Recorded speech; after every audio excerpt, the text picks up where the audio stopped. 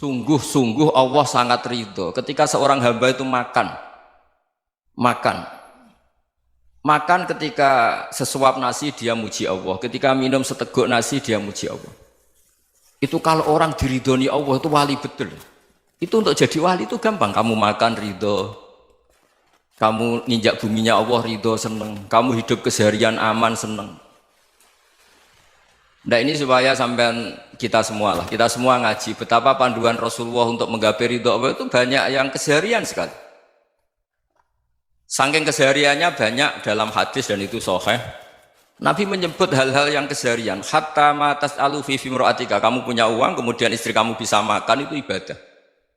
Bahkan sebagian ibadah itu dicontohkan Nabi yang akhirnya diprotes sahabat. Yaitu wa fi buti ahadikum sedekah. Kamu menggauli istri kamu itu ya sedekah. Sampai sahabat bilang yang benar ya Rasulullah. Ayati ahaduna syahwatahu wa huwa lahu ajrun. Masa urusan biologis, urusan syahwat kemudian dia dapat pahala. Nabi menjawab, alaysa lawadu'aha fi haramin akana alaihi wisrun. Bagaimana kalau dia meletakkan ke yang tidak benar, itu kan dosa. Nah, hal-hal seperti ini yang saya ingin teman-teman semua. Saya juga agak ingin ngaji demi Anda juga agak ingin. Itu dosa sekali ngaji kok, pesanan kelompok tertentu itu enggak boleh. Islam itu untuk semua, jadi ya cuma karena di depan saya jenengan ya seakan-akan jenengan korbannya. Itu ada ilmunya dalam usul fikih itu. Jadi orang itu harus ngaji usul fikih. Nama yang disebut, mungkin Mas Sufyan masih ingat zaman ngaji usul fikih. Nama yang disebut itu tidak jaminan sebagai prioritas perintah. Jadi misalnya gini, kebetulan yang di depan Nabi itu Abu Dzar. Nabi ya bilang, ya Abu Dzarin ini uhibbuka misalnya, atau ya Mu'ad ini uhibbuka, atau ya Abu Hurairah ini uhibbuka misalnya. Banyaklah riwayat yang Nabi nyebut ya Abu Dzarin, ya Mu'ad, ya Abu Hurairah. Kemudian misalnya Nabi meneruskan khitab, ini uhibbuka, saya mencintai kamu, fakul dubur sholatin, atau sebagian riwayat disebut falatadaan la dubura kulli sholatin, Allahumma inni ala dzikrika wa syukrika wa husni ibadatik. Saya mencintai kamu, siapa saja, Mu'ad bisa, Abu Dzar bisa siapa. Saya mencintai kamu, mohon kalau habis sholat kamu jangan lupa wiridan Allahumma inni ala dzikrika wa syukrika wa husni ibadatik. Ya Allah, tolong kami permudah supaya mudah ingat engkau. Anda tidak bisa mentang-mentang, wong nama saya Parmin, nama saya Purnomo, itu yang diperintahkan Mu'ad misalnya. Jadi yang disebut satu, tapi khitab itu untuk siapa saja. Saya teruskan. Jadi saya mohon semua kita melakukan kebaikan itu, kalau dalam kaidah fikih disebut al-yakin la yuzalu bisyak. Banyak kebaikan yang kebenarannya itu 100%. Tidak punya efek samping ke pihak lain, ke kelompok lain, ke komunitas lain. Itu tadi misalnya Anda makan, dan itu murah sekali, hanya butuh satu piring. Setiap punyaan kamu muji Allah, setiap minum kamu muji Allah. Itu redaksinya Rasulullah SAW disebut, Allah sangat ridho ketika seorang hamba makan, kemudian dia memuji Allah. Atau minum, kemudian dia muji Allah. Logikanya gampang, negara seperti ini yang kamu harapkan bentuknya kayak apa, mertua, ipar, komunitas, tetangga, itu nyata terjadi itu kan belum pasti. Sementara yang mesti terjadi adalah kamu butuh makan, kalau tidak mati. Butuh minum, kalau tidak mati. Butuh bumi yang nyaman ditempati, kalau tidak kita juga mati. Sebab itu Allah kalau menyebut nikmatnya itu hal-hal yang keseharian. Alladzi at'amahum min ju'. Allah itu siapa? Allah itu yang menciptakan kamu bisa makan. Tidak berlebihan, Allah itu yang menciptakan kondisi sosial itu ideal. Zaman Nabi itu ya ada orang munafik. Orang-orang pilihan Allah itu juga diuji orang sekelilingnya yang macam-macam. Semua diuji sesuai konteks zaman dan waktu. Nah, tapi ada ibadah-ibadah yang selalu disarankan Nabi. Sampai Nabi itu pernah ditanya, ayul islami khairun ya Rasulullah, Islam terbaik itu gimana? Jawaban Nabi itu unik. It'amut to'am, Islam terbaik itu ya makan-makan, santai-santai. Ketika Allah menyebut beberapa kebaikan, falak tahamal aqobah, wa ma adrokan apa? Mal aqobah. Terusannya apa? Fakku rokobah. Terusannya apa? Au it'amun fiyaumin di masubah. Ya itu acara makan-makan itu juga Islam. Kenapa? Ya bayangkan kalau tidak ada makanan, kita mati kan? Kondisi sosial tidak ideal itu Anda masih gak apa-apa, tapi kalau Anda tidak makan, Anda tidak minum, Kamu punya istri cerewet masih bisa hidup, punya mertua cerewet masih bisa hidup. Tapi kalau tidak makan bisa mati. Berarti penting mana istri sama makan? Penting mana?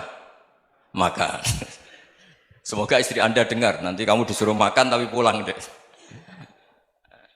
Itu kalau dibahasakan makan masih memahami. Penting mana nasi satu piring dengan istri.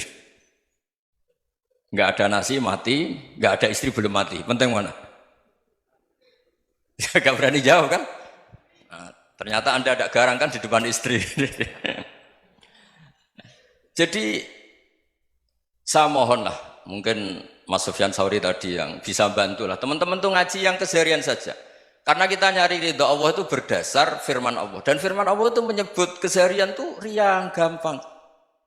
Yaitu tadi misalnya wa min ayatihi manamukum bil laili wan nahar. Termasuk ayat-ayat Allah itu kamu tidur. Maka dulu itu ada guyonan, ada tokoh Mu'tazilah, kelompok dalam Islam yang berpikir manusia itu bisa menentukan ikhtiarnya sendiri. Karena saya bisa duduk, ingin berdiri, berdiri. Karena kelompok ini nggak terima kalau semua kehendak Allah, nanti bagaimana kalau semua kehendak Allah kok ada hisab ya, ada sanksi. Lucunya itu dia akhirnya, ini cerita ya, mencintai seorang perempuan, cantik sekali. Dan itu dia menjadi ahli sunnah itu oleh hal-hal yang sepele. Karena istrinya cantik, ya namanya suami istri itu hubungan intim. Terus ditanya, Mas, masih ingin lagi? Masih. Silahkan diulang lagi. Wah ya tidak bisa. Katanya manusia bisa menentukan yang diinginkan. Itu tobat itu. Itu nggak bisa ditobatkan Mas Sufyan Ats-Tsauri. Orang cantik yang mudah nobatkan orang itu orang cantik. Segampang itu. Akhirnya kita tahu, makanya kalau dalam kitab Hikam itu disebut al-aqil mayyakul madza yaf'alu wa hubi wal ghafil mayyakul madza af'al. Orang yang punya akal karena sadar ini wilayah Allah, semua milik Tuhan. Itu dia tiap hari berpikir, besok Allah akan melakukan apa terhadap dunia ini. Kamu merencanakan sesuatu mau plesir ternyata gempa. Mau wisata ke Rusia ternyata perang. Kamu tidak pernah tahu apa yang akan terjadi besok. Wa ma tadri nafsum madza taksibu ghadan. Tapi anda semua kita ini sering punya jadwal permanen. Makanya saya kalau diundang siapa saja, sana takdir. Yang jelas Gus ini acara penting. Ya masih acara penting nak pangeran ngersakno piye? Kok ape dadi pangeran? Kamu kok mau jadi Tuhan? Itu kadang ya kiai. Penting Gus acara ini jenengan harus memastikan bisa. Loh kamu itu yang ngajarin tauhid, sesuatu itu biadillah kok bilang-bilang apa pasti. Kalau saya terus tak tobatkan loh kamu kata saya. Ya kalau gitu Gus bilang insya Allah. Wah itu hati saya, fisik saya, roh saya sudah bilang insya Allah. Tidak usah kamu latih kata saya. Nah hal-hal tauhid keseharian itu gampang sebetulnya. Wal ghafil yaqulu madza af'al. Tapi orang yang lupa Allah dia setiap hari bilang besok apa? Kita bisa melakukan apa? Seakan-akan dia itu aktor, dia penting, dia subjek permanen, dia. Padahal kita ini hanya objek kehendak Allah Subhanahu wa taala. Karena kita yakin sesuatu yang terjadi di alam raya ini kita tidak bisa apa-apa. Makanya saya sering ngaji, sering bilang saya, ketika Anda mensifati Allah, dia yang menghidupkan. Sudah itu tanamkan, sehingga ketika kita mati, santai saja. Kenapa santai? Allah punya cara menghidupkan kita. Zaman kita hidup juga gak tahu caranya ngelola jantung, ngelola paru-paru. Kamu juga gak tahu ngelola oksigen yang tidak beracun, tidak mengandung polusi. Tahu-tahu hidup. Gak ingin tua ya tahu-tahu tua, gak ingin mati tahu-tahu mati. Selama ini kita hidup juga gak tahu apa sebetulnya. Hanya gaya tok, punya jadwal, punya planning. Kalau kamu bisa menentukan pilihan Anda, pasti Anda istrinya cantik, 4 neriman semua, kona'ah semua. Nyatanya enggak kan? Ada 1 jelek, cerewet. Wah itu kan, nyatanya enggak bisa apa-apa Anda kan? Dan kamu bawa mati lagi. Itu kan, istri Anda juga gitu, punya keinginan, punya suami yang ganteng, yang jabat, yang neriman, yang enggak poligami. Ya enggak kesampaian juga. Kalau kita ngitung tingkat kegagalan kita itu gagal terus. Ya kan? Nah, terus ingat Allah, madza yaf'alu wa bi. Orang yang punya akal selalu berpikir Allah itu menghendaki apa terhadap saya. Lalu sama-sama orang gitu. Melihat orang yang serius, itu kata Anda itu pemikir berat, serius. Senang punya tokoh yang merengut tuh, karena kamu anggap serius. Tapi sebagian orang menganggap orang yang serius itu wong merengut, wong masam, wong muka kok ditekuk. Jadi sama Itu hati, ya muqallibal qulub tsabbit qalbi ala dini. Karena kita nggak tahu cara berpikir kita tentang orang lain, tentang sekeliling kita. Misalnya kita orang baik yang jenis ngrumat fakir miskin. Ada orang bangun masjid mewah itu janggal. Apa artinya masjid mewah kalau banyak orang kelaparan? Tapi kalau yang jenis pendidikan, apa artinya masjid mewah kalau tidak bisa ngaji? Nanti yang jenis infrastruktur, apa artinya ini kalau semuanya punya sudut pandang yang berbeda-beda. Dan Islam mengapresiasi semua kebaikan. Tapi katakan semua kebaikan itu adalah kehendak Allah Subhanahu wa taala. Karena apapun baik Anda itu pakai fasilitas yang diberikan oleh Allah Subhanahu wa taala. Sehingga ini yang disebut qulillah tsumadarhum fi khawdihim yal'abun. Ya kembali tadi ke tema-tema bahwa keseharian Anda ini sudah Islami. Saat Anda tidak bisa melakukan apa saja. Saya sering ada jenazah, biasanya kalau tetangga meninggal saya sering disuruh ngelepas. Saya bilang orang ini baik karena sering ngelamun di rumah, sering nganggur di rumah. Ditanya sama anaknya, kenapa Gus nganggur baik? Ya kalau dia nganggur artinya juga agak berbuat sesuatu yang maksiat kan? Ya kan? Orang nganggur di rumahnya ya tidak bunuh orang, tidak maling, tidak korupsi, ya namanya nganggur di rumah. Lah cuma istri cara pandang nganggur gak menghasilkan uang itu. Tapi juga gak menghasilkan kriminal kan? Jadi sebenarnya Islam itu cara, makanya kalau sampai ngaji usul fikih itu ada kitab usul fikih, namanya Lubul Usul, itu terkenal sekali di pesantren itu. Itu kalau ngapresiasi keseharian itu luar biasa. Izma min mubahin illa wa yatahaqqaqu bihi tarku haramimma. Karena keseharian yang mubah saat Anda lakukan itu ada kehebatan yang luar biasa, yaitu meninggalkan haram. Makanya dulu banyak orang-orang alim ketemu temannya itu guyon sampai semalaman. Itu biasanya yang semangat Islam itu kiai kok tidak tahajud, kiai kok tidak witir. Orang yang sedang mapan uangnya banyak, malam itu tidak kelayaban itu sudah luar biasa. Melawan nafsu supaya tidak maksiat itu sudah luar biasa. Supaya lupa guyon sama temannya semalaman sampai subuh. Gejlok-gejlokan ngenang zaman miskin, zaman kuliah nggak jelas, zaman apa. Melihatnya jangan takut tahajud. Seperti ini meninggalkan tahajud, tapi meninggalnya ini talqul muharramat. Jadi kayak apa hebatnya? Sehingga Imam Ghazali punya riwayat yang agak unik. Hatta takuna ibadatu akhiri hadil ummah iku an-naum. Sehingga suatu saat ibadah terbaik umat ini itu tidur. Itu kan riwayat kontroversi. Ketika Imam Ghazali tanya, kenapa iya? Kenapa kamu mulai keluar dari rumah itu sudah banyak maksiat? Melihat perempuan yang enggak mahram, melihat fenomena. Tapi kalau kamu tidur itu enggak melihat apa-apa. Tapi juga kamu jangan nganggap tidur itu ibadah betul. Saatnya melakukan fardu ain malah masih tidur. Tapi itu sudut pandang yang menjadikan kita Islam itu gampang. Jadi saat Anda tidak bisa aktivitas apa-apa, misalnya ada beberapa orang yang lumpuh. Lumpuh itu memang nggak bisa Jumatan, nggak bisa ibadah, tapi dia juga nggak bisa maksiat.